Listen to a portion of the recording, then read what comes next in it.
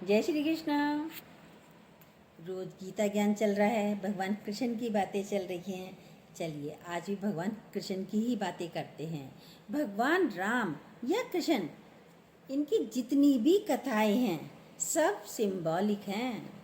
भगवान कृष्ण का जन्म भाद्र मास की अष्टमी को अंधेरी रात में बादलों के बीच में रात के 12 बजे जेल में हुआ।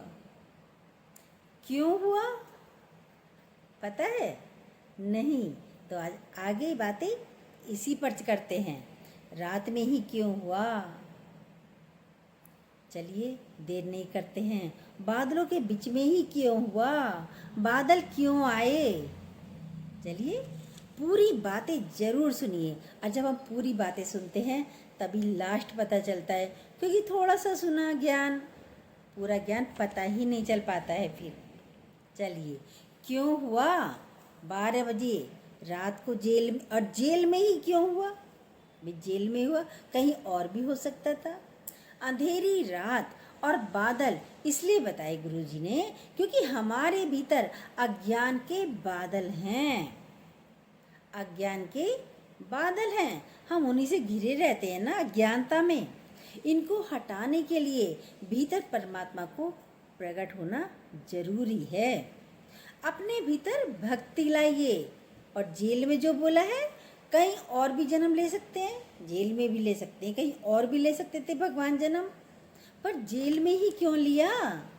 सुनिए सारी सिंबॉलिक बातें हैं। हम अपने विकारों की जेल में कैद हैं। विकार, मोह, लोभ, क्रोध, ये सारे विकार हैं, तो हम भी जेल में ही हैं।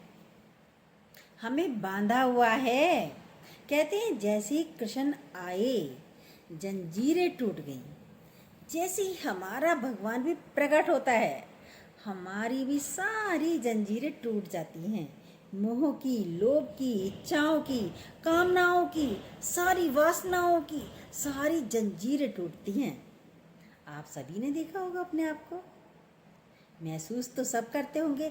हमारी जब एज में आते हैं, छोटे बच्चे नहीं कर पाते हैं, छोटे बच्चे अभी इन बातों में नहीं हैं, लेकिन जो हम लोग हैं, हमारी एज है, उसमें तो सभी महसूस करते हैं। लेकिन महसूस भी तभी करेंगे जब ज्ञान आपके अंदर जाएगा। जब तक ज्ञान नहीं जाता, चाहे आप कितने बड़े क्यों ना हो जाओ, सब घर गृहस्थी संसार माया सब कीचड़ में दबे पड़े हैं, धसे पड़े हैं, और मज़ा भी आ रहा है। उसी में दुखी हो रहे हैं, उसी में सुखी हो रहे हैं।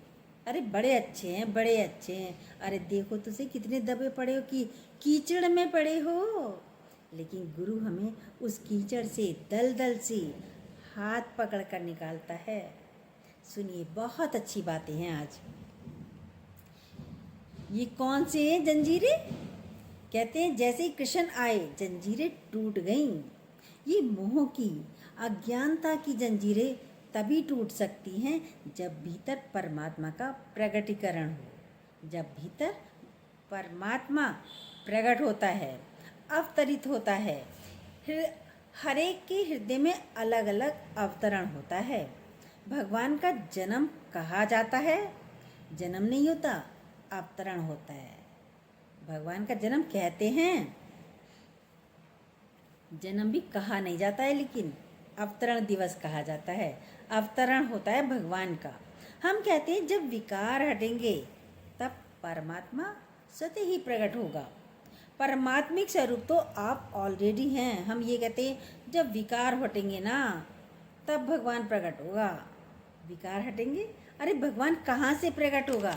भगवान तो आप ही के अंदर है, ऑलरेडी है, बस पर्दा आया हुआ है अज्ञानता का। लेकिन यदि आप बातें सुनते रहेंगे तो ये अज्ञानता का पर्दा भी गुरु कब हटा देता है पता ही नहीं चलता। ये पर्दा कब हट जाता है पता ही नहीं चलेगा। परमात्मिक स्वरूप आप ऑलरेडी हैं, खाली प्रकट करना है। जैसे ही प्रकट होगा सारे विकार धराशायी हो जाएंगे। फिर विकार आपको बांध नहीं सकते। फिर आपको लोभ, विकार, इच्छाएं कोई बांध नहीं सकता। भगवान ने कहा जब जब धर्म की हानि होती है तब युगे युगे मैं प्रकट होता हूँ। कहते हैं उसके बाद कलयुग का अंत होगा। माना आप सतयुग में आ जाएंगे, हमारे अंदर से कलयुग का अंत होगा। सतयुग में भी क्या था बताइए? अब सब कहते हैं कलयुग चल रहा है, कलयुग चल रहा है। अच्छा बताइए सतयुग में क्या था? राम भी थे तो रावण भी थे, थे ही नहीं थे। कृष्ण थे तो कंस भी थे। पहाड़ पर्वत नदी तालाब झरने तब भी थे, पेड़ पौधे और आज भी हैं। जब हमारे अंदर सत्य आ जाता है तो हम आज ही सतयुग में हैं। जब हम प्रसन्न रहने लगते हैं, आनंदित रहने लगते हैं, तो समझ लो हमारे साथ हम जो बैठे हैं हम सतयुग में ही बैठे हैं। देखिए आप कहाँ बैठे हो? सात्विक भावनाओं का जन्म होता है। भीतर प्रकटीकरण होने पर पूरा परिवर्तन हो जाता है। जब भगवान प्रकट हो जाते हैं तो पूरा का पूरा परिवर्तन हो जाता है। अब प्रकटीकरण का अर्थ है क्या है सुनिए। जैसे कोई चीज़ ढकी हुई है आवरण से, उसके ऊपर से जैसे ही आवरण हटा, थाल है, थाल पे कोई कपड़ा ढका हुआ है, रुमाल ढका हुआ है, तौलिया ढका हुआ है, अब जैसे ही हटाया तभी तो अंदर वाला दिखेगा। थाल पर है क्या, थाल में रखा क्या है। जैसे ही आवरण हटता है वो चीज़ प्रकट हो जाती है। ये देह का आवरण हटेगा तो परमात्मा प्रकट हो जाएगा। कृष्ण के लिए बहुत खराब बोलते थे कि उन्होंने गोपियों के वस्त्र हरण किए। भगवान श्री कृष्ण के लिए क्या कहते हैं? कहते हैं कि ये तो वस्त्रों की चोरी करता है, गोपियों की माखन चोरी करता है, ये चोर है। खराब खराब शब्द बोले थे।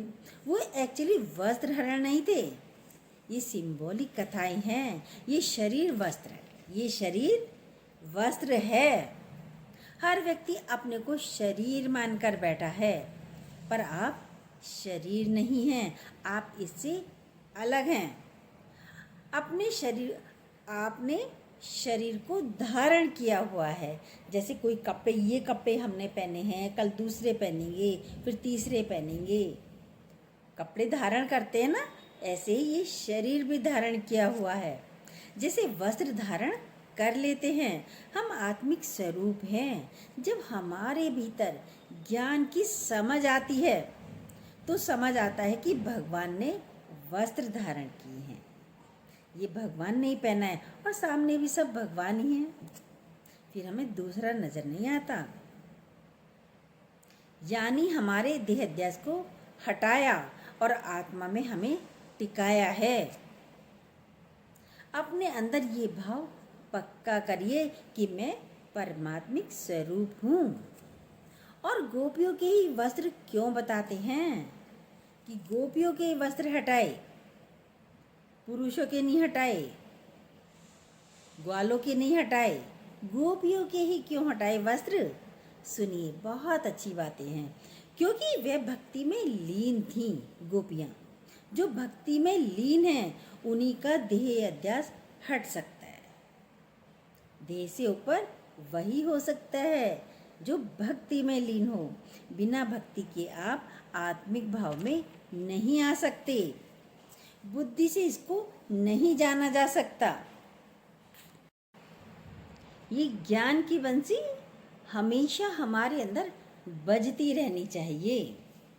गीता में कृष्ण के बड़े अच्छे अच्छे नाम रखे गए हैं। कृष्ण का अर्थ ही है आकर्षण। जब कोई चीज हमें आकर्षित करती है तब भीतर रस आता है। कृष्ण रस में हैं। जब हम कृष्ण कॉन्शियसनेस में आएंगे तब रस आएगा। एक बार गोपियाँ कृष्ण से उल्हाना कर रही थीं कि आप शाम को बंसी मत बजाया करो कृष्ण। गोपियों ने कहा, कृष्ण ने कहा, तुम्हें क्या परेशानी है भाई? बंसी मैं बजाता हूँ, परेशानी तुम्हें है क्या? मैं तो ग्वालों के संग बंसी बजाता हूँ। तो गोपियाँ बोली, परेशानी ये है कि हमारे बच्चे भूखे रह जाते, खाना नहीं खा पाते हैं। भाई खाना क्यों नहीं खा पाते हैं? जैसे ही हम खाना बनाने बैठते हैं तुम्हारी बंसी बजने लगती है, और बंसी जब बजती है तो चूल्हे की जो लकड़ियां हैं उनसे रस निकलने लगता है, और जब वो रस निकलता है तो आग बंद हो जाती है, और जब आग बंद होगी तो बताओ हम खाना कैसे बनाएं। कितना अच्छा कहा गोपियों ने। पर ये रस क्या है? भक्ति रस है ये। जब लकड़ियों में से भी रस निकल आए तो क्या मानव से रस नहीं निकल सकता? लकड़ियों में से भी रस निकलने लगता है। जब जड़ चीजों में बांसुरी का रस आ जाता है तो हमारे भीतर भी ईश्वरीय प्रेम का रस बहना चाहिए। भक्ति में बहुत रस है। हमारे अंदर आर्द्रता यानी सॉफ्टनेस होनी चाहिए। भीतर परमात्मा है तो जीवन रस में है। हमें संसार में कितना रस आता है, लेकिन देखिए संसार से रस ले रहे हैं। परमार रस नहीं है, वो थोड़ी देर का रस है। वह तो विषैले हो जाते हैं, विषी विष। जिससे रस ले रहे हो थोड़ी देर बाद उससे ही लड़ाई झगड़ा। कल बताया ना, राग और द्वेष का अर्थ भी। जहाँ राग है वहीं द्वेष है। जहाँ से संसार से यदि रस ले रहे हो तो वहाँ से आपको लड़ाई भी होगी। लेकिन भक्ति में बहुत रस है, वहाँ लड़ाई नहीं झगड़ा नहीं, ये तो सब खत्म ही हो जाते हैं। समय ही नहीं है इन सब बातों को सोचने का। तो परमात्मा का रस तो अलौकिक है। संसार की पीड़ाएं, उलझने, चिंताएं आपको दुखी कर पाएंगी कब? जब हम संसार में रहेंगे, संसार की बातें करेंगे। और जब भक्ति में रहेंगे तो ये संसार की बातें, पीड़ाएं, उलझने हमको दुखी नहीं कर पाएंगी। संसार की बातें करेंगे तो दुखी होंगे, और भक्ति भगवान कृष्ण की, श्री हरि की बातें करेंगे, भक्ति में रहेंगे तो ये पीड़ाएं हमको पीड़ाएं नहीं दे सकती। ये बातें कुछ भी हो रहा है, कोई कुछ भी कह जाए, मेरा की करके छोड़ देते हैं। अरे उनकी तो आदत है कहने की, बोलने की, कहते ही रहते हैं। हम भक्ति में रहते हैं, सत्संग में रहते हैं तो महसूस ही नहीं होता। क्या कहा, एक से सुना, बुरी बातें एक से सुनी, दूसरे से निकाल दी। अच्छी बातें जब सुनते हैं तो अंदर तक लेके जाते हैं। और अच्छी बातें क्या हैं आप जानते हैं, सत्संग की, भक्ति की, भगवान की, परमात्मा की। इससे अच्छी बातें तो कुछ हो ही नहीं सकती। संसार वाले ये बातें नहीं जानते। संसार वाले आनंद जानते ही नहीं, वो अपनी उलझनों में व्यस्त हैं, और हम अपने राम में, श्री हरि में, कृष्ण में व्यस्त हैं। और ऐसे ही रहना चाहिए, तभी तो उनसे मिलकर एक होंगे। जब कृष्ण नहीं होते थे तो गोपियां बहुत परेशान, दुखी हो जाती थी। कृष्ण ने जानबूझकर उद्धव को भेजा था उनका हाल देखने के लिए। और जब उद्धव गए, उन्होंने देखा गोपियों के बाल उड़े उड़े। उन्हें अपनी सुध बुध ही नहीं है, बाल बाए नहीं कब से, बाल बिखरे हुए हैं, कपड़े अस्त व्यस्त हैं, वस्त्र भी, चेहरे पीले पड़े हुए हैं, जैसे भोजन की भी उनको सुध बुध नहीं हो। मुख मलिन था। पूछने पर बताया गोपियों ने, हम उस वृक्ष की तरह हैं जिसको पानी नहीं मिलता, जिसको कृष्ण नहीं मिलता। कृष्ण है तो रस है, और ना ही हमारी देखभाल होती है। कृष्ण था तो देखा वाली भी होती थी। हमारे जीवन का श्रृंगार केवल कृष्ण है। ऐसा ही हमारा भी है। जब भीतर परमात्मा हो, गुरु हो, तो आनंद ही आनंद है, परमानंद ही परमानंद है। परम आनंद में रहते हैं। जब गुरु अंग संग है, गुरु साथ है, गुरु यदि आप ना होते जीवन में तो पता नहीं कितने गंदे पोछे के कपड़े जैसे हो गए होते। ये हंसी ना होती, ये मुस्कान ना होती, आनंद ही ना होता।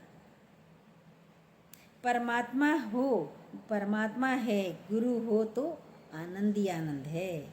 और प्रेम का पता भी तब चलता है जब दूरियां होती हैं, जब किसी से हम दूर होते हैं तभी प्रेम का पता चलता है। विरह में प्रेम प्रगाढ़ होता है और प्रगाढ़ता लेता है, इसलिए विरह भी जरूरी है। कृष्ण इसलिए दूर चले गए, विरह बढ़ाने के लिए। हम हर समय परमात्मा से जुड़े रहें। कृष्ण 16 कला संपन्न थे, बांसुरी थी, बांसुरी भी बजाते थे और महाभारत का युद्ध भी लड़ा रहे थे, युद्ध भी करा रहे थे। बुराई पर अच्छाई की विजय का युद्ध था महाभारत का युद्ध। केवल एक कृष्ण के साथ होने पर युद्ध जीत गए पांडव। केवल एक कृष्ण ही तो थे पांडवों के साथ, और कौरवों की कितनी अक्षौणी सेना थी, तब भी कौरव हार गए। क्यों? क्योंकि भगवान कृष्ण उनके साथ नहीं थे, और पांडवों के साथ थे भगवान कृष्ण, तो इतना बड़ा युद्ध जीत गए पांडव। हमारे जीवन में परमात्मा है तो हम हर युद्ध जीत सकते हैं, हर परिस्थिति। युद्ध क्या है? वो युद्ध तो नहीं है हमारे जीवन में, पर हमारे लिए वो छोटी छोटी सी बातें हम उसे युद्ध के बराबर समझ लेते हैं। ये कह दिया, लग गई, बोलेंगे नहीं, देखेंगे नहीं, मुंह नहीं देखेंगे, जाएंगे नहीं। इनसे हम, जब भगवान हमारे साथ है, भगवान का साथ होना, सत्संग की बातों का होना, ज्ञान होना, अंदर ज्ञान का उजाला होना, प्रकाश होना है, फिर हमें ये बातें लगती ही नहीं, कोई युद्ध रहता ही नहीं अंदर, तो हम हर युद्ध से जीत सकते हैं जब भगवान साथ हो, गुरु साथ हो। इसलिए जीवन में गुरु का होना बहुत ज़रूरी है। हर समय परमात्मा को अपने साथ फील करिए, गुरु को अपने साथ फील करिए। सेना से युद्ध नहीं जीता जा सकता। संसार की कितनी भी चीज़ें आपको मिल जाएं, आपकी हार ही होगी। परमात्मा है तो जय है, उल्लास है, उमंग है और आनंद है। तभी तो कहते हैं, नंद के आनंद भयो जय कन्हैया लाल की, हाथी घोड़ा पाल की। तभी तो कहते हैं, नंद के आनंद भयो जय कन्हैया लाल की। जहाँ कन्हैया है, जहाँ कृष्ण है, जहाँ गुरु है, वहाँ तो उमंग ही उमंग है, आनंद ही आनंद है। आपकी हर दिन जन्माष्टमी हो सकती है। यदि भगवान के साथ हैं तो आपका हर दिन जन्माष्टमी है। जन्माष्टमी की तरह उमंग हो जाएगी, आनंद में भरपूर रहेंगे। केवल एक दिन ही क्यों हम जन्माष्टमी मनाएं? भगवान तो हमारे साथ ही है। रोज हम रात को सो जाते हैं, फिर से नया जन्म होता है। किसका? भगवान आता है, भगवान बोलता है, भगवान सारे कार्य करता है। तो है नहीं है भगवान का जन्म, हर दिन जन्माष्टमी है।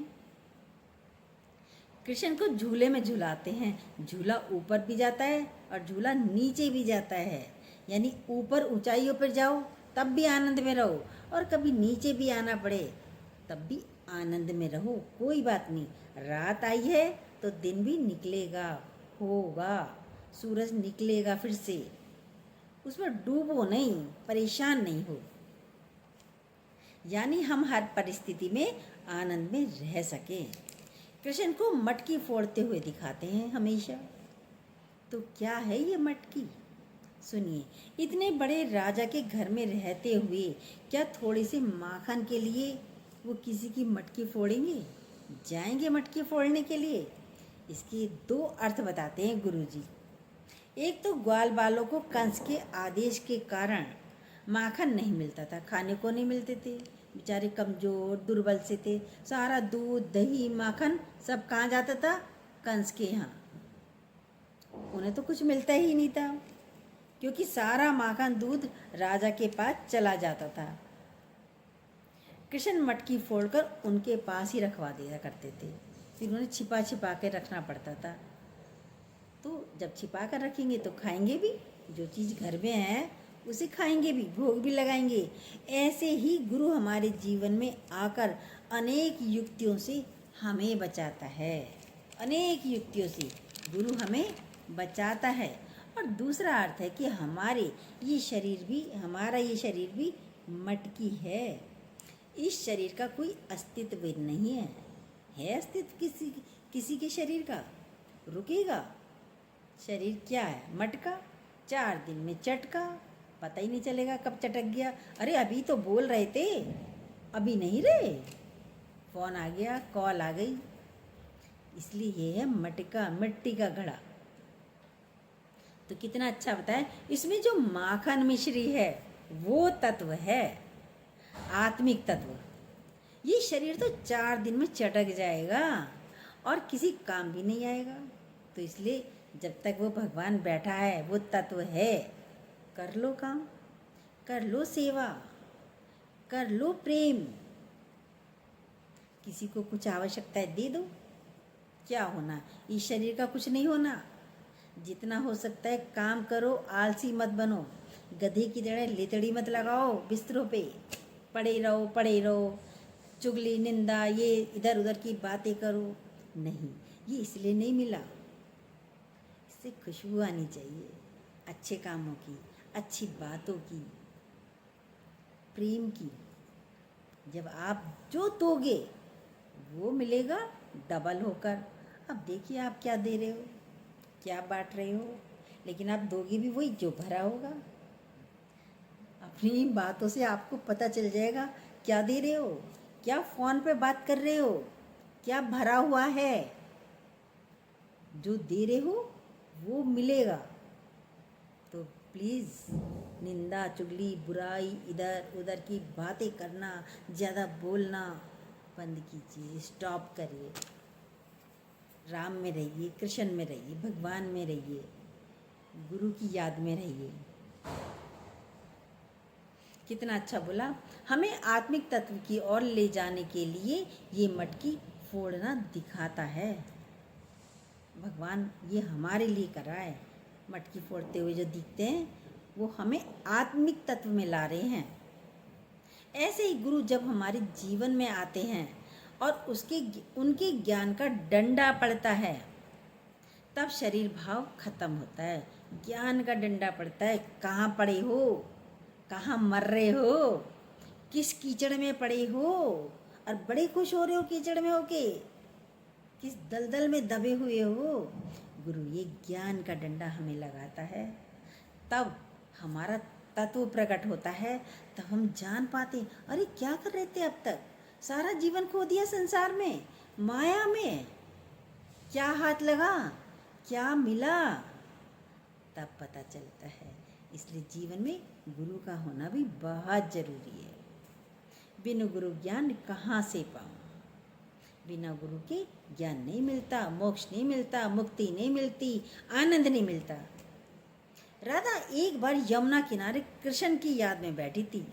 उन्होंने एक दोना उठाया और उसमें अपनी माला निकाल के डाल दी और उस दोने को आंखों के आंसू से भर दिया और फिर यमुना जी में छोड़ दिया,